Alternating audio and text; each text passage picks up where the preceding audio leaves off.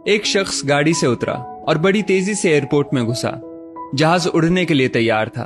उसे किसी कॉन्फ्रेंस में पहुंचना था जो खास उसी के लिए आयोजित की जा रही थी। वो अपनी सीट पर बैठा और जहाज उड़ गया। अभी जहाज कुछ दूर ही उड़ा था कि कैप्टन ने ऐलान किया, तूफानी बारिश और बिजली की वजह से जहाज का रेडियो सिस्टम ठीक से काम नहीं कर रहा, इसलिए हम करीबी एयरपोर्ट पर उतरने के लिए मजबूर हैं। जहाज लैंड होते ही अब वो शख्स बाहर निकला और कैप्टन से शिकायत करने लगा कि उसका एक एक मिनट कीमती है और होने वाली कॉन्फ्रेंस में उसका पहुंचना बहुत जरूरी है। पास खड़े दूसरे मुसाफिर ने उसे पहचान लिया और बोला, डॉक्टर पटनायक, आप जहां पहुंचना चाहते हैं टैक्सी द्वारा यहां से केवल 3 घंटों में पहुंच सकते हैं। डॉक्टर ने उस शख्स का शुक्रिया अदा किया और टैक्सी लेकर निकल पड़ा।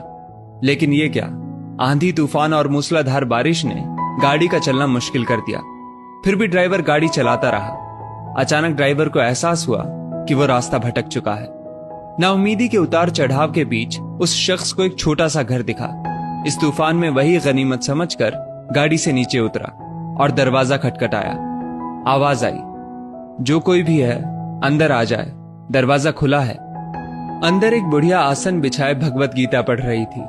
उसने कहा, माँ जी, अगर इजाजत हो तो आपका फोन इस्तेमाल कर लूं।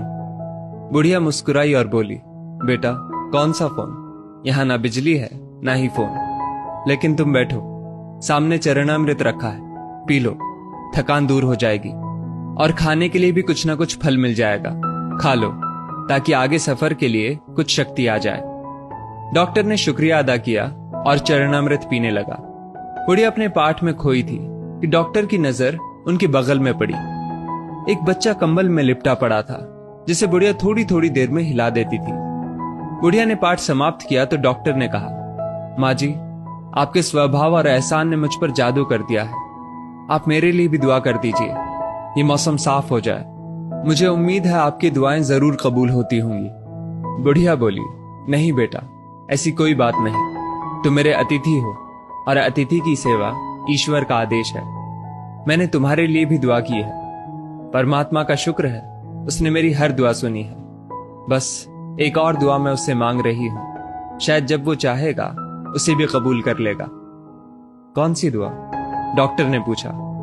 बुढ़िया बोली, ये जो 4 साल का बच्चा तुम्हारे सामने अधमरा पड़ा है, मेरा पोता है।